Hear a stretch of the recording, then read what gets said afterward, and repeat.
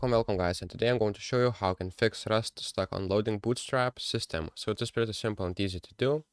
Just right click it, go to the properties, go to installed files, click browse, and right here you will see Rust and Rust client. And somehow if I start on the Rust, it will take a while for me to load the Bootstrap system.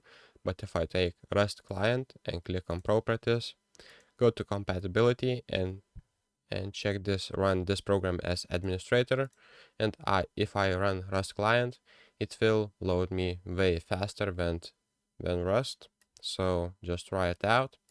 I don't want to try it now because it will lag my whole PC, because now I'm recording. And as you can see, this is how this Bootstrap system fix the Rust. So if I play from here, it will take longer to load everything up, but if I launch the Rust client, it will be faster for me. So try it out, and thank you guys for watching this.